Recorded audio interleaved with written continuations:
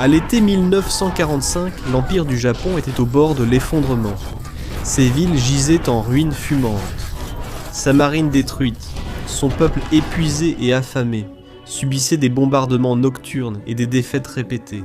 Au centre de Tokyo, dans le palais impérial, une figure rarement vue par ses sujets était cachée parmi les décombres. L'empereur Hirohito. Pendant la majeure partie de son règne, Hirohito avait été une présence distante, presque mythique. Considéré comme un dieu par son peuple, il fut le 124e empereur du Japon, intronisé en 1926. Pour le public japonais, il incarnait la continuité divine, mais pour le reste du monde, en 1945, Hirohito était la figure suprême d'un empire militariste responsable d'un parcours sanglant en Asie et dans le Pacifique. En août, les Alliés avançaient. Les Américains ont pris Okinawa le 6 juin, rapprochant les îles principales des frappes aériennes. Des bombardements incendiaires avaient déjà détruit Tokyo, Osaka et Kobe. Pourtant, un débat intense divisait le gouvernement japonais. Fallait-il poursuivre la guerre ou capituler ? Le rôle de Hirohito dans ce débat restait secret, l'empereur n'exprimant traditionnellement pas d'opinion politique. Ses conseillers et les chefs militaires, des hommes comme le ministre de la guerre Korechika Hanami et le premier ministre Kantaro Suzuki, débattaient devant lui, sachant que les paroles ou silences subtils de l'empereur pouvaient guider leur choix. Puis arriva le 6 août 1945. Un B-29 américain largua une bombe atomique sur Hiroshima, détruisant la ville et causant des dizaines de milliers de morts et de blessés. 3 jours après, Nagasaki connut le même sort. Après ces horreurs, certains éléments de l'armée japonaise jurèrent encore de résister et préparèrent une défense suicidaire de la patrie. Des plans prévoyaient de mobiliser massivement civils, hommes, femmes et enfants, pour combattre avec des lances en bambou si besoin. Mais Hirohito, bien qu'il fût prudent et réservé, commença à pencher vers la paix. Le 9 août, l'URSS déclara la guerre au Japon, détruisant l'espoir de négocier via Moscou. Lors d'une conférence d'urgence, Hirohito brisa la tradition. Il parla directement, exhortant ses ministres à accepter les conditions de la déclaration de Potsdam. Ce fut un moment choquant. De nombreux présents n'avaient jamais entendu leur empereur parler aussi clairement.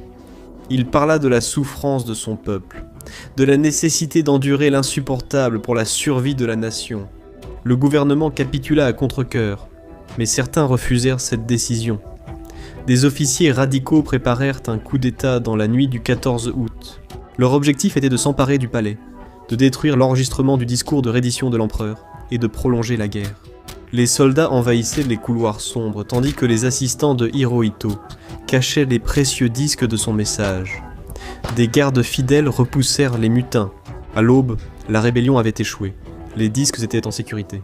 Le 15 août 1945, pour la première fois, la voix d'un empereur fut diffusée au peuple japonais. Hirohito s'exprima dans une langue formelle et archaïque que beaucoup eurent du mal à comprendre pleinement. Mais le message était clair. Le Japon allait accepter la défaite. L'empereur, jadis divin, demanda à son peuple de supporter l'insupportable. Dans tout le pays, les auditeurs pleuraient, s'inclinaient et cherchaient un sens à la fin d'une époque. Les forces alliées arrivèrent dans les semaines suivantes. Le général Douglas MacArthur dirigea la reconstruction politique du Japon. Pour beaucoup, il semblait inévitable que l'empereur soit arrêté et jugé comme criminel de guerre, tout comme les chefs militaires qui avaient mené la guerre en son nom. Hirohito resta pourtant sur le trône, en partie pour des raisons pragmatiques. MacArthur et ses conseillers pensaient que destituer l'empereur pourrait plonger le Japon dans le chaos, alimenter la résistance et compromettre la paix fragile en préservant le trône. Ils utilisèrent Hirohito comme symbole de continuité, reliant l'ancien Japon au nouvel ordre démocratique, ce qui entraîna sa transformation. Les autorités alliées l'ont poussé à abandonner son statut divin. En janvier 1946, il fit une déclaration historique. Les liens entre nous et notre peuple ne dépendent pas de simples légendes et mythes. Ils ne reposent pas sur la fausse conception que l'empereur est divin. Avec ces mots, une tradition vieille de 2600 ans s'est effondrée.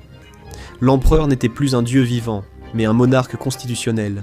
Hirohito est aussi devenu très visible, entreprenant des tournées à travers le pays et visitant fermes, usines et écoles. Vêtu d'un simple costume, il serrait la main des citoyens ordinaires, écoutait leurs histoires et leur offrait des encouragements. Pour beaucoup de Japonais, ces visites étaient leur premier contact avec l'homme, symbole lointain de la majesté impériale. Il était désormais une figure discrète à lunettes, tentant de réconforter une nation en ruine. En coulisses, le tribunal militaire international pour l'Extrême-Orient jugeait les dirigeants de guerre japonais. Généraux et ministres furent condamnés, parfois exécutés. Hirohito ne fut jamais inculpé. Son degré de responsabilité fait débat. Certains estiment qu'il n'était qu'une figure impuissante, manipulée par ses conseillers militaristes. D'autres affirment qu'il était pleinement conscient et complice des atrocités commises par le Japon pendant la guerre. La vérité, comme souvent dans l'histoire, se situe quelque part entre les deux. Sous l'occupation américaine, le Japon a connu des réformes radicales. Une nouvelle constitution a retiré à l'empereur tout pouvoir politique, garanti les droits civils et renoncé à la guerre comme droit national. Lorsque l'occupation a pris fin en 1952, Hirohito est resté sur le trône en tant que symbole de l'unité nationale. Après la guerre, le Japon s'est rapidement reconstruit, devenant une démocratie dynamique et une puissance économique.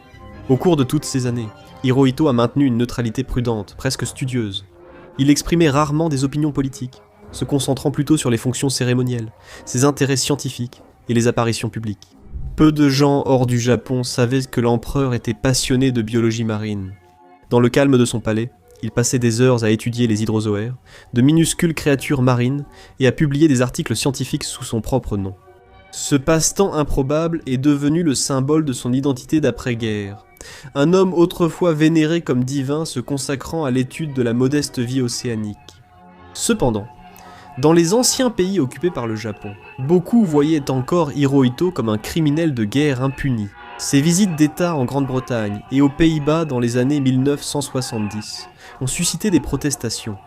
Certains critiques s'interrogeaient sur l'accueil réservé à la figure d'un empire agressif à l'étranger sans excuse, tandis qu'au Japon, les avis furent plus nuancés. Beaucoup le voyaient comme une figure stable et rassurante ayant guidé la nation dans ses moments les plus difficiles. Certains critiquèrent discrètement ses décisions durant la guerre, mais hésitaient à contester ce symbole de l'ordre d'après-guerre. Hirohito a régné durant une période de transformation remarquable. Les villes japonaises ont vu surgir des gratte-ciel, l'industrie a mené une révolution technologique, et la société s'est restée moderne tout en préservant ses traditions. Malgré tout, l'empereur est resté constant, vieillissant discrètement sur les photos officielles et dans les vœux du Nouvel An. Dans les années 1980, il était le monarque au plus long règne du Japon. En septembre 1988, Hirohito tomba gravement malade. La nation regardait avec respect et inquiétude les reportages sur la dégradation de son état. Pendant des mois, il a survécu entre la vie et la mort, incarnant les bouleversements des siècles. Hirohito est décédé le 7 janvier 1989 à 87 ans. Sa mort a marqué la fin de l'ère Showa, nommée d'après son titre de règne, et le début d'un nouveau chapitre sous son fils, l'empereur Akihito. Des millions de Japonais se sont rassemblés pour lui rendre hommage. Ses funérailles ont mêlé rituels impériaux et cérémonies d'État modernes, reflétant les contradictions de sa vie.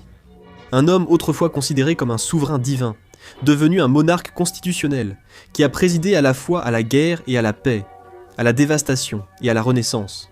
Les historiens débattent encore de son héritage. Était-il un criminel de guerre impuni, une marionnette des militaristes, ou un monarque prudent ayant aidé à guider sa nation de la destruction à la reconstruction?